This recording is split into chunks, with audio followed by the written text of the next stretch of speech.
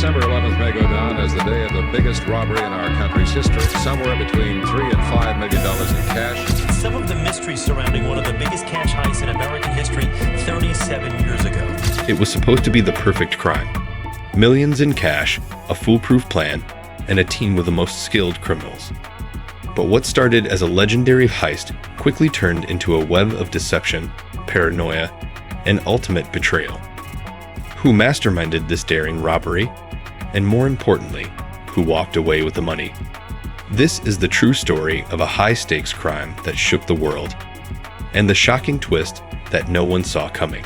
Stay with me, because this one is wild.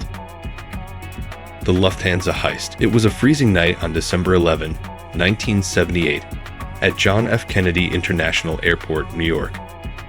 A group of masked men stormed into the Lufthansa cargo terminal in what would become one of the most legendary heists in American history. Their target? A vault filled with untraceable cash and jewelry worth $6 million, equivalent to over $25 million today. The brains behind the operation was James "Jimmy" Burke, a feared mobster linked to the Lucchese crime family. His close associate, Henry Hill, later revealed the intricate details of the robbery. The plan was simple but daring. Infiltrate the terminal, overpower the guards, and disappear before the police even knew what had happened. Inside man Louis Werner, an airport worker drowning in gambling debt, provided key details about where the money was stored. Burke handpicked his crew, including seasoned criminals Tommy Desimone and Angelo Siep, ensuring everyone played a crucial role. At 3:12 a.m., a van carrying 6 masked men entered the airport grounds. Armed with pistols and shotguns, they stormed into the vault, forcing employees to lay face down. Within 64 minutes, they loaded $5 million in cash and $875,000 in jewelry into their van. Not a single alarm was triggered. By 4:30 a.m., they had vanished into the streets of New York, leaving no immediate trace. The FBI was stunned. This was a flawless crime. Burke, known for his paranoia, feared loose ends. He began eliminating his own men. Martin Krugman, the man who introduced Burke to Werner, vanished. Stax Edwards, tasked with disposing of the getaway van, was found dead in his apartment. One by one, nearly 8 crew members were killed. Burke was never convicted for the heist, but was later jailed for life in 1982. Henry Hill, fearing for his life, turned FBI informant, exposing secrets of the mob. The money? Never recovered. The Lufthansa heist remains one of history's greatest unsolved crimes. The Banco Central heist. On August 6, 2005, the staff at Banco Central in Fortaleza, Brazil, arrived at work expecting a normal day. But when they opened the vault, they were met with an unbelievable sight. $70 million in cash had vanished without a trace. No alarms had gone off. No doors had been forced open. The criminals had seemingly disappeared into thin air. But soon, investigators uncovered a plan so daring that it shocked the world. The heist was orchestrated by Antonio Josephine Alves, also known as the Doctor. His plan? Instead of breaking into the bank, they would dig a tunnel from a rented house nearly 256 feet away.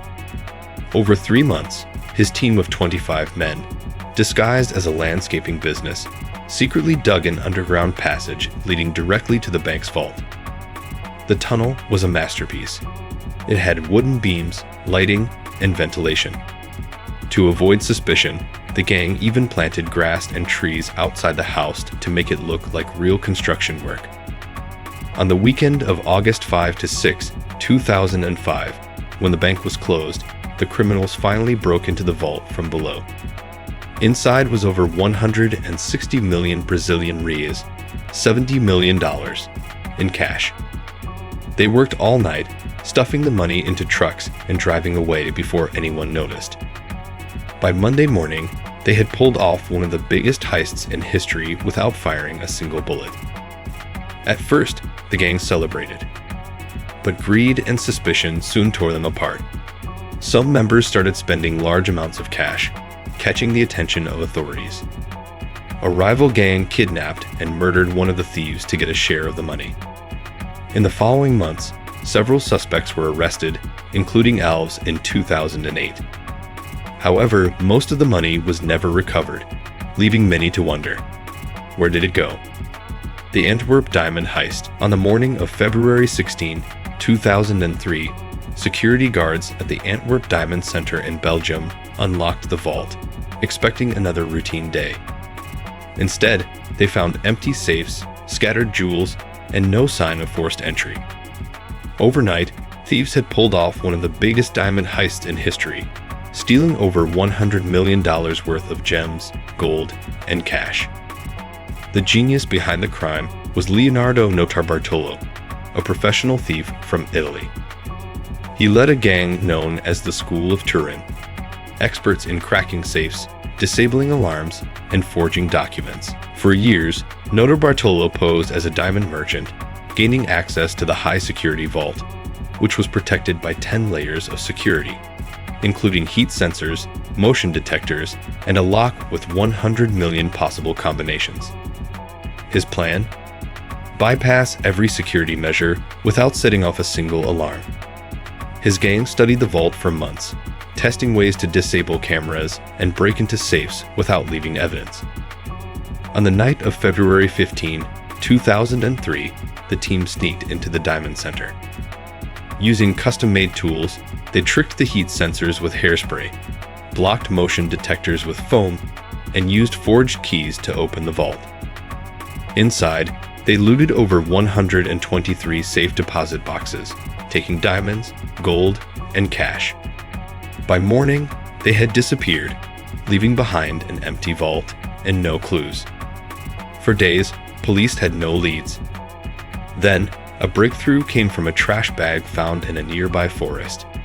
Inside, half-eaten food, receipts, and even a water bottle with Notarbartolo's DNA.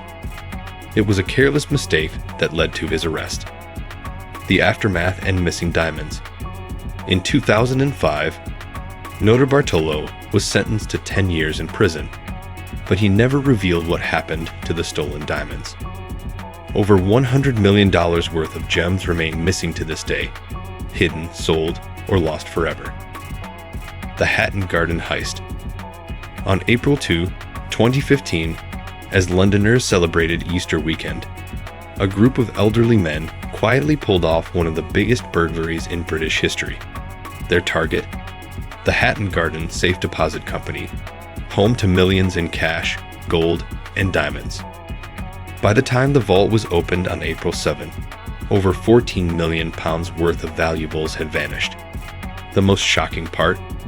The robbers were all in their 60s and 70s, a group later called the Bad Grandpas. The leader of the gang was Brian Reeder, a 76-year-old career criminal.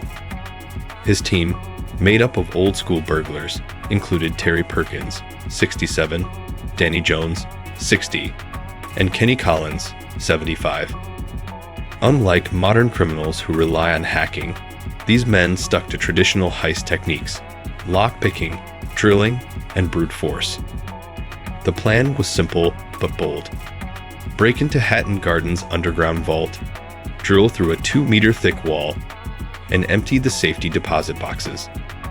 They carefully studied the security system, ensuring they avoided cameras and alarms.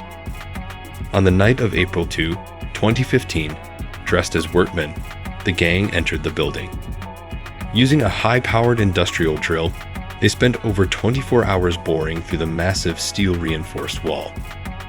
Once inside, they ransacked 73 safety deposit boxes, stuffing millions in cash and jewels into bags. By April 4, they had vanished, leaving behind only a pile of broken locks and dust. For days, the media speculated about a super-professional gang. But then, the police got a tip. The criminals had been bragging about their success. Investigators bugged their cars and homes, listening in as the gang members argued about splitting the loot. On May 19, 2015, police arrested Brian Reeder and his team. In court, Their story was called A Real-Life Ocean's 11, except with old men struggling to carry bags of cash. Most of the gang received sentences of 6 to 7 years, but over £10 million remains missing. Rumors suggest some of the diamonds were smuggled abroad or hidden forever. From Lufthansa's bloody aftermath to Banco Central's underground escape, from Antwerp's missing diamonds to Hatton Garden's aging masterminds, each of these legendary heists had one thing in common: greed always leads to betrayal. Some criminals walked away free, while others paid the price for their ambition. Millions in stolen cash and diamonds remain missing, hidden in secret vaults, buried underground, or lost in time. But one question remains: is the perfect heist even possible? Or will human nature, paranoia, and betrayal always lead to a downfall? What do you think? Could you pull off the perfect crime? Or would you trust the wrong person? Let's talk in the comments. And don't forget to like, share, and subscribe for more unbelievable true crime stories.